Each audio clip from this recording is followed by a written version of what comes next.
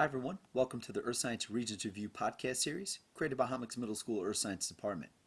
Today we're going to focus our attention on phase changes. When we talk about phase changes, first thing that should come to mind is something going from a solid to a liquid to a gas, and then again going from a gas back down to a liquid to a solid. A lot of substances on Earth will have all three types of phases. Some substances on Earth actually skip phases. Okay, for the most part, what we're going to focus on today is going to be the phase changes of water. Now, when we talk about phase changes, the big thing about this is applying heat energy. Okay, usually when you apply heat energy, you're going to raise the temperature of that specific substance. Okay, so when you raise the temperature of a substance, usually you'll go from a solid to a liquid to a gas. If you decrease the amount of heat energy, you're going to cool it down. You're going to go from a gas back down to a liquid, back to a solid again. But water, in this sense, is very, very unique. Okay, even though water goes from a solid liquid to a gas, and then from a gas back down to a liquid, back to a solid, there's a fancy form of heat energy called latent heat. Water's actually quite smart here in the sense that this hidden heat, it's a form of potential energy that's found in water. Water can only do one thing at a time.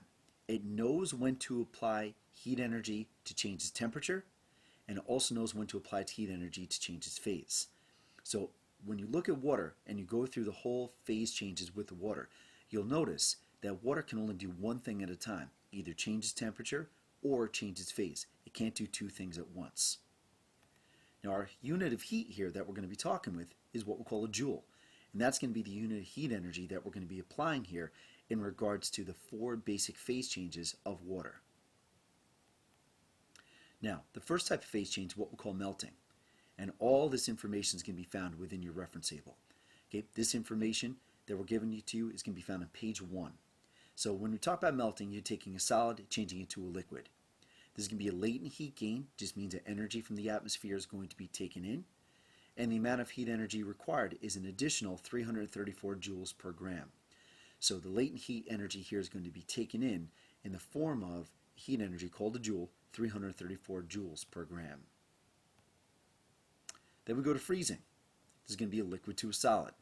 This is a latent heat loss, and it's going to be giving off 334 joules per gram back out into the atmosphere to go from a liquid back down to a solid. Evaporation or vaporization. This is going to be a liquid to gas. So you can take liquid water, change it into water vapor. It's going to be a latent heat gain here. An additional 2,260 joules per gram is going to be required to change liquid water into a gas vapor. And then finally, condensation. This is going to be gas to liquid. You're cooling your gas down to change it back into a liquid. This is going to be a latent heat loss at an additional 2,260 joules per gram. Again, a lot of this information is going to be found on page 1 in your reference table. Now, when you take a look at the heating and cooling curve of water here, you'll notice that you have some sections that are slanted, and those slanted sections represent a temperature change. And the temperature change, like I said, water can only do one thing at a time. Either change its temperature or change its phase. And in this case, you'll notice that you have a temperature increase. You can also have these plateaus or these horizontal regions. Those are your phase changes, whether it's freezing or melting or condensation and evaporation. So realize that water can do a couple things in terms of the different phase changes, but realize it can only do one thing at a time. So that's it for now with phase changes. Good luck on your exam.